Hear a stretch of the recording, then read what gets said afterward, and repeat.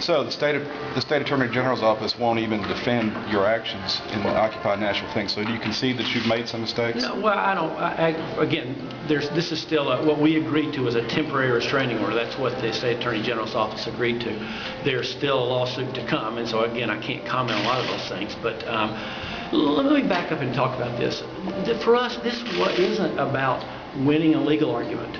Okay, it really is about we have a responsibility for safety, and we had a condition on the plaza where we had multiple people come and ask us saying, we don't feel safe here. We had state workers saying, you know, we're cleaning up human waste every morning. We had situations where even the group itself, Occupy Tennessee, was saying, would you help on this? We looked and said, actually, it's just a common sense issue. People are camping out. There are no public restrooms. Okay, and there are no public parks in the city, in the metro that I know of, or in the state that allow overnight camping.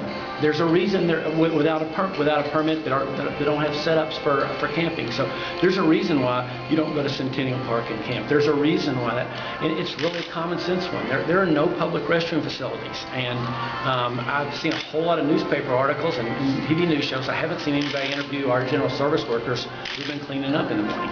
If you had it to do over again, would you make the arrest? Well, again, our point was we thought it was important to set up a curfew because of the reason I said it was just common sense.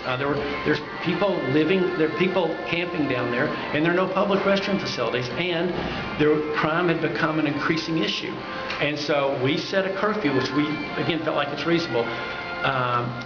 That being said, the only way to enforce a curfew is to do what we did. Governor, did the two speakers ask you to remove the protesters? I had multiple requests, not just from the speaker. I don't blame the speakers. Okay, I mean, we made a decision, but I had multiple requests, not from the speakers, but also from legislators, Republican and Democrat. What do you say to the two journalists who were arrested? I thought there was just one. There was also an MTSU journalist. Okay, I wasn't aware of that. I mean, in this case, I think Commissioner Gibbons has communicated with the editor of one of the journalists, and he said this: when folks came in, that particular individual was not wearing media credentials, and when all the other media moved to the side, this person moved to the middle. I think, as he said, he regrets that we didn't ask when he identified himself as a member of the media. We did not ask for his credentials at that point, and we regret that that didn't happen. Do you think the arrest kind of drew attention to a situation that wasn't that big? Well, you know, a lot of people say like, "Oh, you all are just you're helping the movement." Well, it's not about for us helping or hurting the movement. It's about we have a responsibility. And think about it. This isn't something. We're not out trying to prove a legal point. We're not out. This isn't fun for us or our highway patrol officers. They have other things to be doing. But we feel like we have a responsibility for safety. And if something happens there, I can promise you this whole group will just be here saying, "Governor, how did you let that happen?" If you're going to arrest people, don't you also have a responsibility to do it legally? Do you think you've been doing this legally? Governor, could you just look at the camera for me? Sure. Sorry. Oh, you know, again,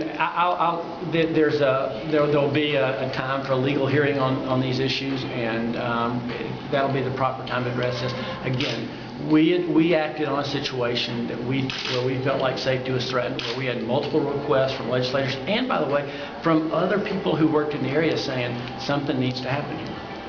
Is it possible, sir, that your attorneys failed you in not advising you that they needed to go through the formal rulemaking process? You know, I don't know. I mean, I really don't know about that. And again, there's the legal hearing on this hasn't been argued yet. We agreed as a state to a temporary restraining order. Again, because go back to what's our purpose is to provide a safe environment. And if we can come up with rules that help make that happen, then that's what we're for. Our goal is not to remove people from the plaza. It never has been, never will be, period. Our goal is to provide a safe environment. That's not just our goal, that's our legal responsibility. Was there a specific complaint to your administration about something somebody saw out there? Multiple. We had multiple complaints about, first of all, again, about about crime from people who were engaged in Occupy Nashville. We had complaints from several people who worked in the plaza about things that they had witnessed that they didn't feel like that they should have to. And then again, it's basic common sense. We had General Service Administration workers who were cleaning up human waste because there are no restroom facilities for people overnight. What about witnessing a sex act? Was that? That's fair.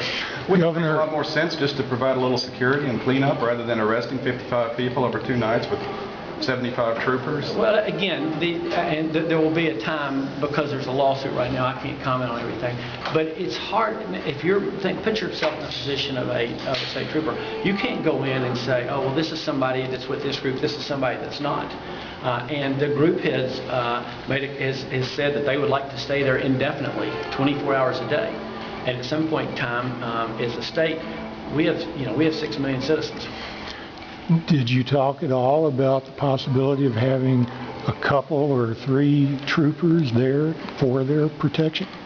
Well, we've talked about a lot of things, and again, but I remember this. Like I said, this is something. Again, what I just said. This is something that's made it. The group has said we would like to stay here indefinitely. Let's say they're there for a year, 24 hours a day. At some point in time, like I said, we have limited resources in the state. Thank you, guys. Thanks. Thank you.